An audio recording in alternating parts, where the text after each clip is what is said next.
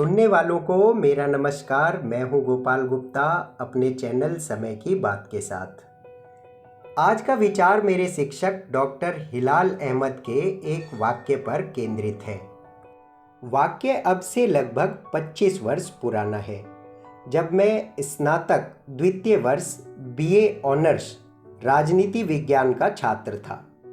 हिलाल अहमद बार बार एक वाक्य का प्रयोग अंग्रेजी में किया करते थे, जो यह था, we are living in a historical present. मैं एक हिंदी माध्यम का छात्र था। मुझे लगा शायद अंग्रेजी का वाक्य है और मैं इसे ठीक से समझ नहीं पा रहा हूँ।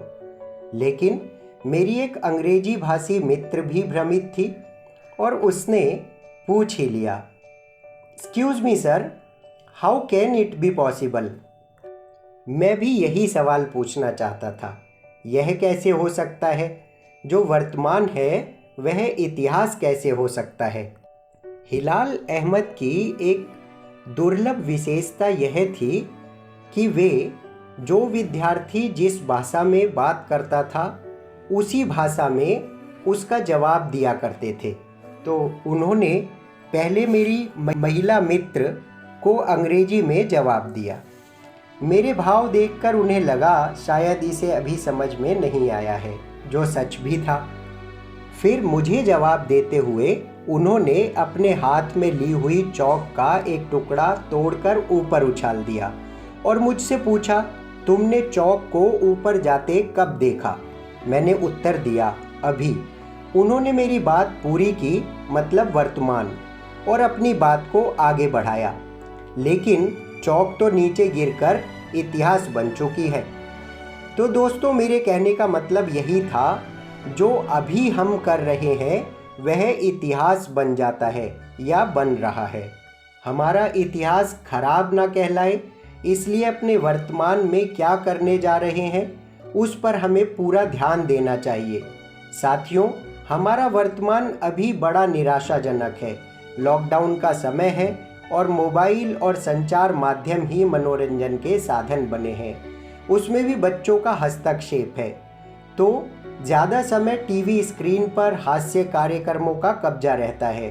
पर आज मुझे कॉलेज का वह वाक्य याद था, तो मैं बार बार सोच रहा था कि मेरे बच्चे वर्तमान में ऐसा क्या कर रहे हैं जो इतिहास बनता जा रहा है, और मैं भी 3-4 घंटे उनके साथ टीवी कार्यक्रम देखता रहा।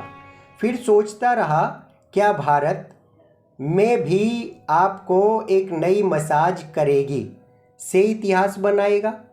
क्या वे तमाम बच्चे जो दो पड़ोसियों को एक दूसरे की पत्नियों को छेड़ते हुए दिख रहे हैं, अपने बच्चों को यह बताएंगे कि हम अपने माता पिता के साथ घंटों बैठकर यह देखते थे कि मसाज कितने प्रकार की होती है और पड़ोसी की पत्नी को देखकर किस प्रकार के भाव जागृत होते हैं?